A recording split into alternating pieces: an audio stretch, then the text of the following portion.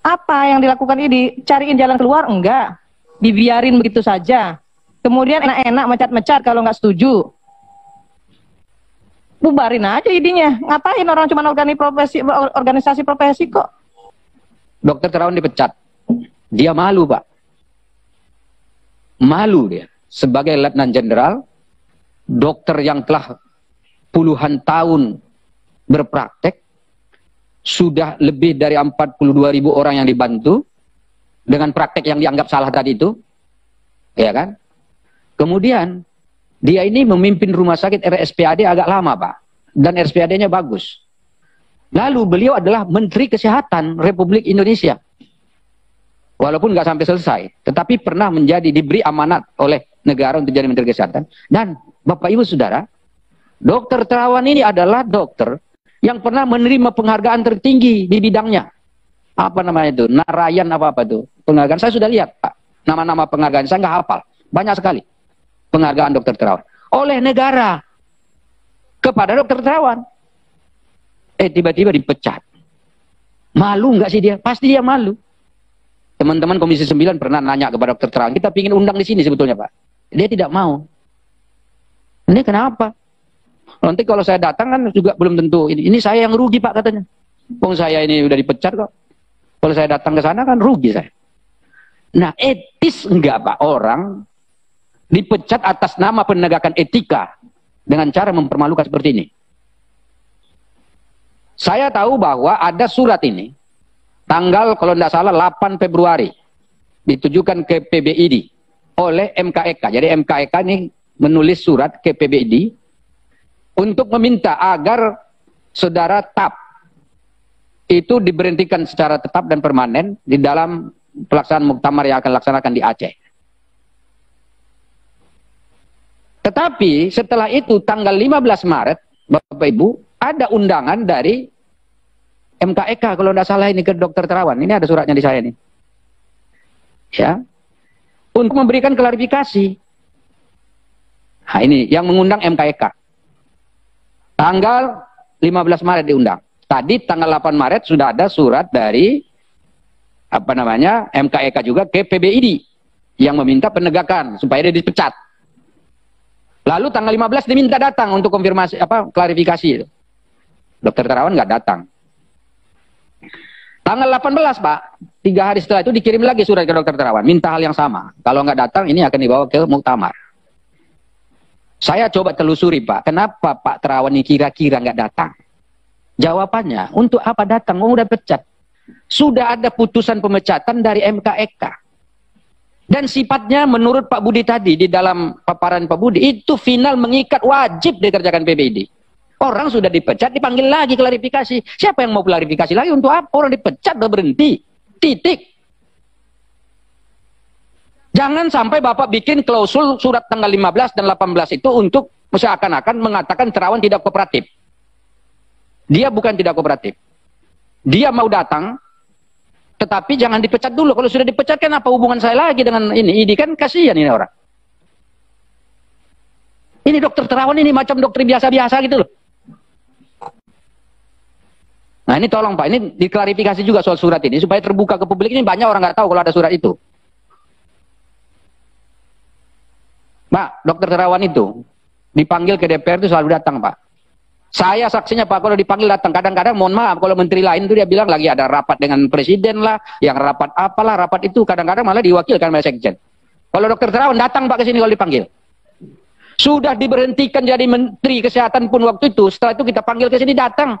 Saya ingat waktu itu kasus vaksin Nusantara. Kalau orang-orang biasa kan sudah nggak datang itu.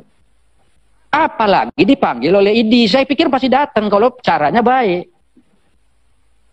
Ini loh Dokter Terawan itu. Datang sini vaksin Nusantara. Kemarin kita panggil ke sini. Kita mau selesaikan juga masalahnya. Waktu itu Bapak Ibu nih pimpinan. Saya ingat keputusan kita apa soal vaksin Nusantara. Kasih ke pemerintah supaya pemerintah menyelesaikan. Oleh pemerintah diambil keputusan waktu itu. Ada Panglima TNI, ada Badan POM, kemudian ada Menkes kalau nggak salah waktu itu duduk bersama. Lalu nggak selesai sekarang. Menurut saya itu nggak selesai. Akhirnya Dokter Terawan ya itu tadi.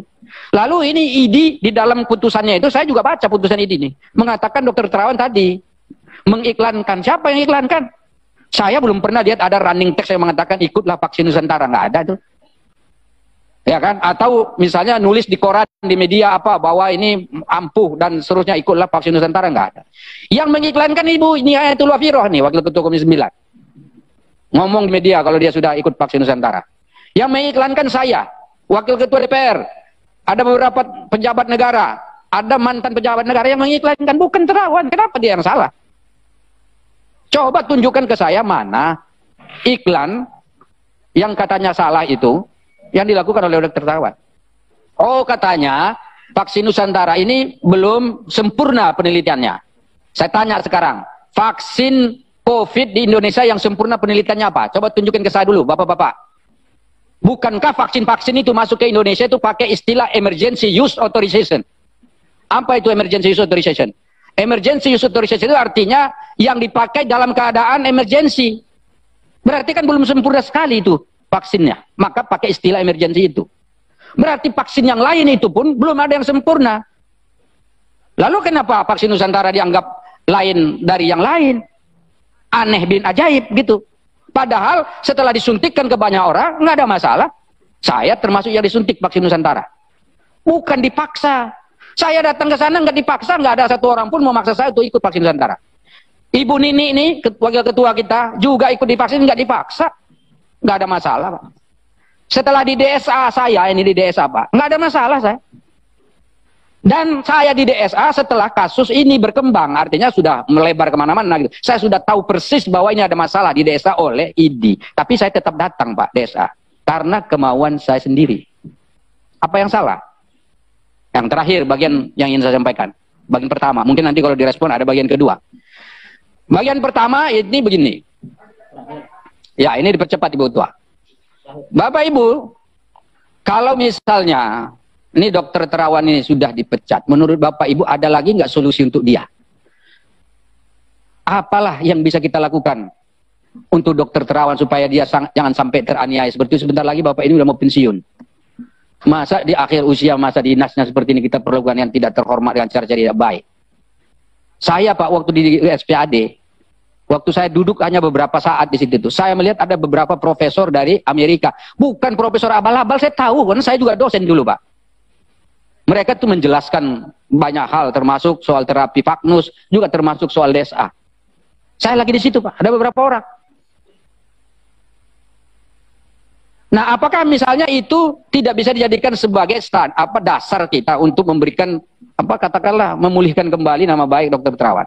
Intinya saya ingin agar ID ini tetap memiliki legitimasi dan martabat yang tinggi dalam rangka membina anggotanya seperti yang terdapat dalam ADRT-nya, tetapi Dokter Terawan juga jangan sampai dipermalukan. Saya khawatir Bapak Ibu Saudara, kalau dia tetap diberhentikan secara permanen dari keanggotaan ini, dia tidak bisa praktek lagi sebagaimana sedang aturan yang ada. Konsekuensinya adalah orang akan tetap datang ke Dokter Terawan minta tolong. Tolong saya Pak di DSA, tolong saya Pak diobati, tolong. Dan Dokter Terawan ini ada banyak pasiennya yang sembuh. Teman saya kemarin Pak ada sembuh Pak. Saya saksikan sendiri sembuh, sekarang udah sehat. Tetap datang Pak. Kalau dia tetap datang, apakah dia boleh berpraktek atau tidak? Apakah harus minta izin dari bapak-bapak ini untuk berpraktek atau tidak? Kalau dia tidak minta izin dan dia tetap melakukan praktek, justru yang sebaliknya terjadi adalah ID ini wibawanya terdegradasi. Wibawanya bisa mundur, turun. Kenapa? Orang percayanya ke dia, bukan ke organisasi profesi ini. Nah, ini jangan sampai terjadi. Karena itu saya minta Bapak Ibu pimpinan, ini kita selesaikan dengan cara-cara terhormat. Cara-cara yang baik yang menguntungkan semua pihak. Demikian, nasrul minallah wa fathun qarib wa basyiril mu'minin. Assalamualaikum warahmatullahi wabarakatuh. Terkait dengan kasus Dokter Terawan, saya kira beliau sudah memenuhi ini. Ilmu pengetahuan dan teknologi, mempertinggi derajat ilmu kesehatan dan ilmu lain yang berhubungan dengan itu. Saya kira beliau juga sudah memenuhi syarat itu. Kemudian profesi anggota, membina dan mengembangkan kemampuan profesi anggota. Saya lihat ID nggak ada ini.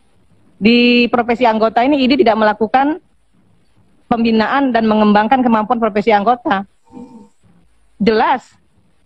Cuci otaknya Dokter Terawan itu berguna bagi manusia, berguna masih bagi pasien, dan banyak dan semua pasien mengatakan bahwa itu tidak punya efek samping, justru malah menyehatkan, memberikan kesehatan, menambah kecerdasan. Banyak sekali yang disampaikan oleh pasien-pasien Dokter Terawan terkait dengan testimoni mereka. setelah dilakukan DSA.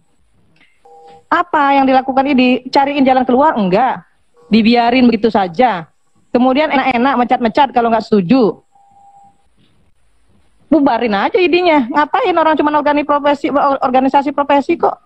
Dan lagian ID itu cuma memberikan rekomendasi, sama dengan Komisi 9 ini. Komisi 9 ini nggak punya daya, nggak bisa memberikan sanksi kepada pemerintah. Hanya memberikan rekomendasi. Jadi boleh dipakai, boleh enggak. Tergantung pemerintah. Pemerintah mau menggubris atau tidak menggubris. Tapi ada tapinya.